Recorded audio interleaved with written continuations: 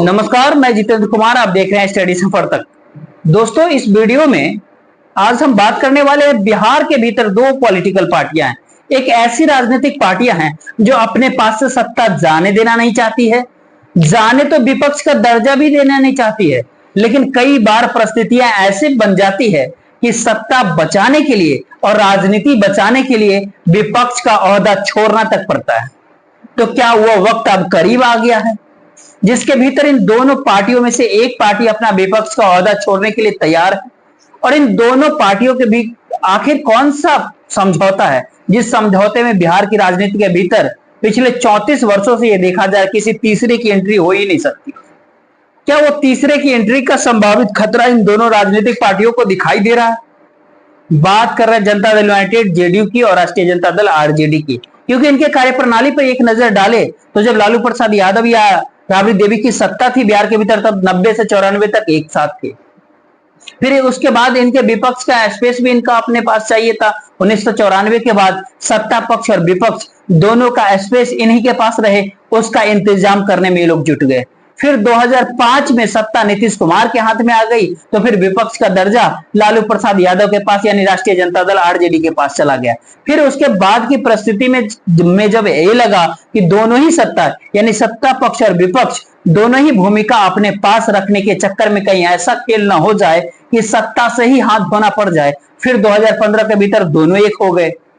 फिर 2022 की परिस्थितियों को देखें, जब महाराष्ट्र के भीतर गुवाहाटी मॉडल के तहत करीब 50 खोखे एकदम ओके की कथित नैरेटिव से बनने वाली सरकार जब अस्तित्व में आ गई, उसके बाद महीने भर के भीतर ही फिर से दोनों एक हो गए। और जब ऐसा लगा कि 2024 के शुरुआत में, जो 2024 के जनवरी के महीने में जब ऐसा लगा कि दोनों अलग अलग चलते हुए भी बिहार की राजनीति के भीतर किसी तीसरे की एंट्री को रोकने में सक्षम है, फिर वो लोग अलग हो गए। लेकिन क्या आज की परिस्थितियों के भीतर क्या दोनों पार्टी अलग रह करके किसी तीसरे की एंट्री रोकने में सक्षम है? आखिर आकलन का, आखिर असेसमेंट का वह कौन सा दौर चल रहा है जिसके भीतर इन दोनों के सामने कड़ी चुनौती खड़ी हो गई है? और बिहार के भीतर जैसे कहते हैं कि खेला हो गया, जो बंगाली एक टर्म होता है कि ममता बनर्जी कहते हैं कि खेला हो गया बिहार में, तो बिहार में कितनी खेला होने की चीजें नजर आ रही है और कितना इतना तमाम सारी चीजें बिहार के भीतर राजनीति को लेकर के सोशल मीडिया के ऊपर देखने को मिलता है। कभी कोई वीडियो जारी करता है एक दूसरे पे, कभी कोई किसी पे आरोप लगाता है। इतने सारे चीज होने के बाद दोनों एकजुट नहीं हो रहा है, तो आखिर बिहार के भीतर किस बात का डर है कि कोई तीसरा एंट्री कर जाएगा तो दोनों की राजनीति खत्म हो जाएगी? दोनों उत्तर प्रदेश के भीतर आपने देखा होगा कि करीब 15 वर्षों तक 2002 से 2017 तक एक तरह का अघोषित समझौते जैसी स्थिति समाजवादी पार्टी और बहुजन समाज पार्टी के भीतर थी। उत्तर प्रदेश के भीतर कभी सपा तो कभी बसपा, तीसरे को एंट्री ही नहीं देनी है। 2017 के भीतर तीसरे की एंट्री हो गई तो 2019 में साथ रह नहीं पाए।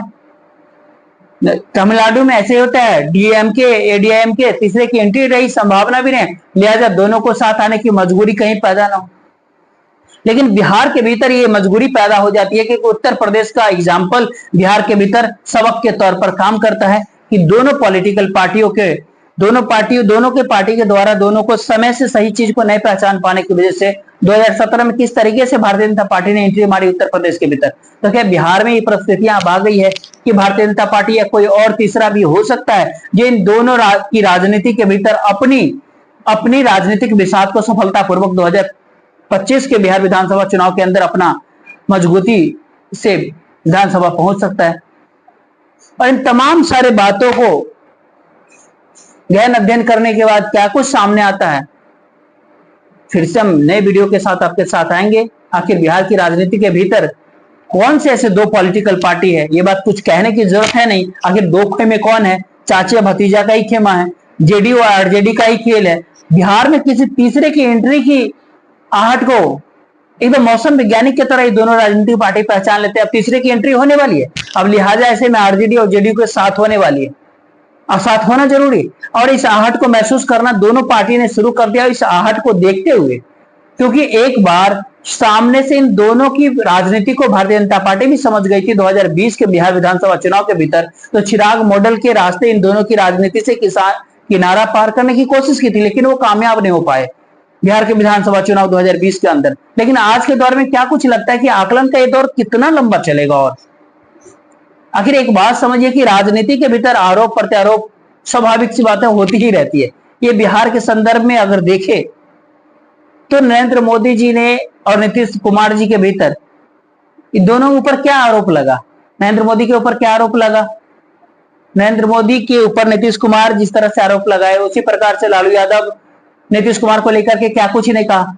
तमाम सारी बातों, तमाम सारे शब्दों से उनको सुशोभित भी कर दिया, तमाम सारे आरोप भी लगाए।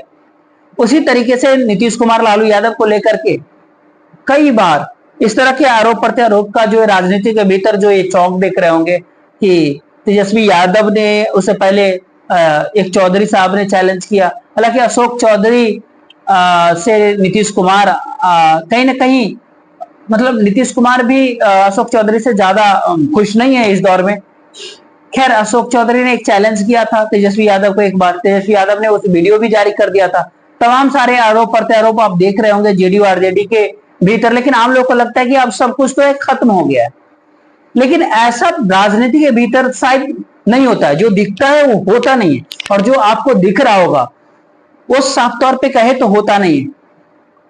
उसका मतलब खेल तो कुछ और चलते रहता है।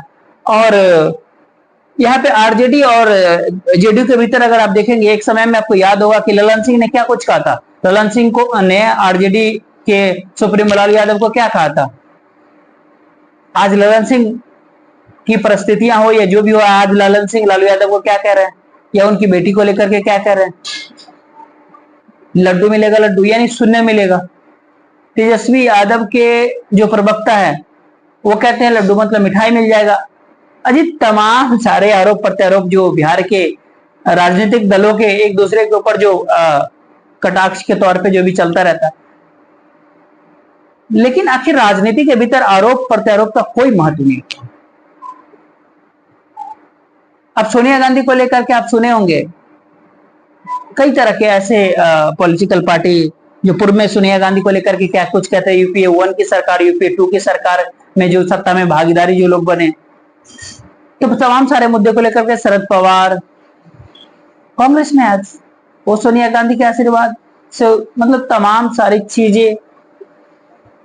आखिर आरोप प्रत्यारोप इसका क्या राजनीतिक के भीतर कोई महत्व नहीं होता है? और एक चीज और कि जब जब तीसरे शक्ति का एंट्री होने का आभास इन दोनों पॉलिटिकल पार्टियों को लगता है, आरजेडी और जेडीयू को बिहार के भीतर, तो आपने 2020 में देखा होगा चिराग मॉडल चला।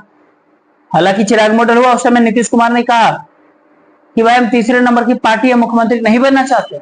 भारतीय जनता पार्टी इस बात को समझ रही थी कि नीतीश कुमार यदि मुख्यमंत्री पद नहीं देंगे तो गाहे बगाहे कभी भी उस तरफ जा सकते हैं, और गए भी। आपने देखा भी होगा नीतीश कुमार के उस बात के ऊपर टिस था कि उनके साथ जो आज जो जेडीयू के जो 42-43 की संख्या पे विधानसभा के अंदर संख्या है, तीसरे नंबर की पार्टी है बिहार के भीतर, और चिराग ऑपरेशन का जो मास्टरमाइंड चिराग पासवान खुद इस बात के नहीं थे।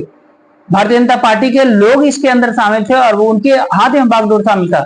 जो भाजपा के तथाकथित चाणक्य कहे जाने वाले अमित शाह के हाथ में 2020 के बिहार विधानसभा चुनाव के अंदर जो चिराग मॉडल का खेल खेला गया, उनके हाथ में बागडोर था। अब जो 2025 का जो सिनेरियो है उसमें तीसरी ताकत छोड़िए चौथी ताकत की भी एंट्री हो सकती है। भारतीय जनता पार्टी को दोनों से खतरा है, जेडीयू को आरजेडी को भी खतरा है। ये बात दोनों पॉलिटिकल पार्टी समझ रहे हैं कि बीजेपी से खतरा है।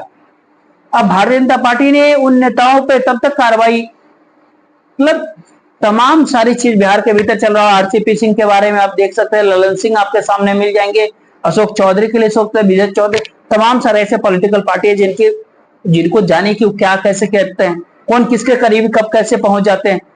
कभी भारतीय जनता पार्टी के साथ, कभी आरजेडी के साथ, कभी जेडीयू के साथ, कभी राजद जेडीयू, और तीसरी ताकत चौथी ताकत जो भी प्रशांत किशोर के रूप में एक चैलेंज दिख रहा है बिहार के विधानसभा चुनाव 2025 के भीतर। ये दोनों पॉलिटिकल पार्टी आरजेडी और जेडीयू कभी नहीं चाहेगा कि भारतीय जनता पार्टी बिहार के भीतर मजबूत हो या प्रशांत किशोर का जनसुराज पार्टी मजबूत हो। ये बिहार में जो वीडियो का आदान प्रदान का जो प्रत्यक्ष अप्रत्यक्ष रूप से माफी मांगना, इधर उधर कुछ कटाक्ष करना, कुछ बैंक करना, ये तमाम सारी चीजें जो हो रही है, ये तमाम सारी बातें कंफ्यूजन पैदा करने के लिए केवल है। लोगों के भीतर ऐसा लगे कि अब इन दोनों पॉलिटिकल पार्टी के भीतर सब कुछ खत्म हो गया, लेकिन राजनीति में सब कुछ कभी भी खत्म नहीं होती, पर्दा के पीछे कुछ और खेल चलते रहता है। तो हो सकता है कि प्रशांत किशोर और भारतीय जनता पार्टी से इन दोनों को ऐसा लग रहा होगा कि चैलेंज भविष्य में आने वाले समय में देखने को मिल सकता है बिहार के भीतर। तो हो सकता है कि विधानसभा भंग हो, और विधानसभा भंग होने के बाद कुछ और भी खेल हो जाए बिहार के भीतर। खैर देखते रहिए आगे क्या कुछ होता है। हम फिर से आपके सामने की नई वीडियो के साथ हाजिर होंगे। फिलहाल इस वीडियो को ज्यादा से ज्यादा लोगों तक पहुंचा दीजिए, वीडियो को लाइक कर लीजिए, चैनल को सब्सक्राइब कर लीजिएगा। जय हिंद, जय